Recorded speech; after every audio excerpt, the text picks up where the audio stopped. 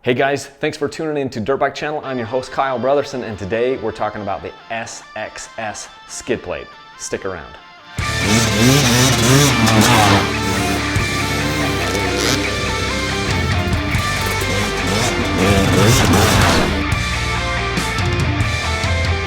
So you may be wondering what I'm doing kneeling down in my shop right next to this beautiful bike.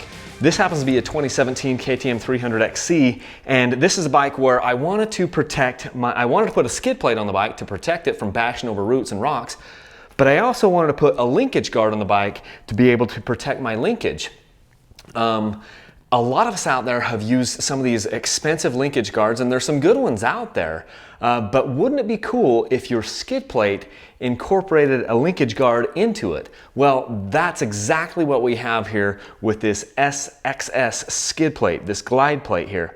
It's a pretty cool skid plate. It's probably the most coverage that I've seen on a skid plate, at least the one. They have some skid plates that come up and they armor your entire, pipe up here and everything, but those things are heavy. This is a plastic skid plate. I don't know, it's some polycarbonate here, and it basically covers all the way up, from the front of the bike all the way under the frame, and then he's got a tail extension down here that covers your linkage, and that means there's one seamless piece that covers the entire bottom of your bike. That means you'll glide over logs, you'll flow over those rocks, slide over those rocks, and there's no place for the bike to get caught up on that. Let's take a little bit closer look at this.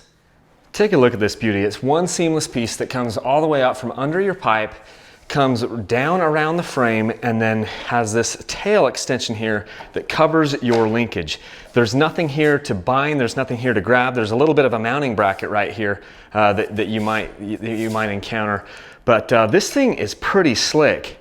These skid plates are a little bit more than some of the other skid plates that I've been running, but given the fact that the coverage that you get and the fact that you don't then have to put a linkage guard on your bike, you're saving a bunch of money. I've paid as much as $300 for a linkage guard for some of my other bikes, and this skid plate came in right around 160 to 180 US. It just kind of depends the time of year and the type of bike that you're doing. So that's a big savings. I mean, normally I'm paying about $100 on a skid plate anyway, and then if I can save the money for the linkage guard, then we're way ahead on this thing. And I've seen a lot of the pro riders out there using these things. I've seen this on Graham Jarvis's bike. I've seen it on a number of other bikes. I've seen it on bikes out there on the trail, and honestly, it gives you a ton of protection, and I'm pretty impressed with this thing.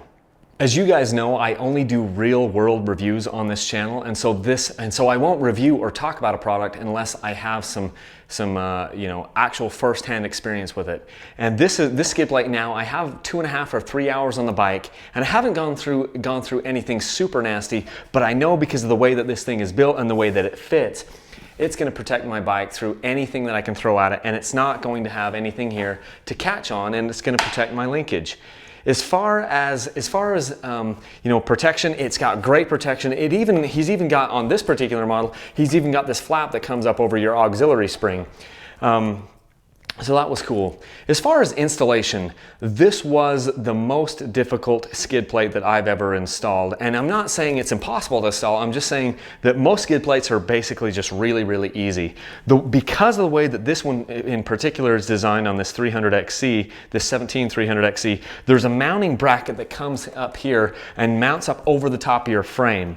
But it's very hard to get those bolts started because there's pressure on this. This piece has to kind of go squashing up in here, and it's hard to get those bolts started. So I ended up kind of, if you put that bracket up in there, up over the top of that, and then you have to push up and you have to, then start those threads. If you had two people, it would certainly be easier to do that, to get those threads to start. I didn't have two people with me, so I kind of finagled things, started the threads with it off, and just kind of wiggled and shimmied and everything around, and I ended up getting it on.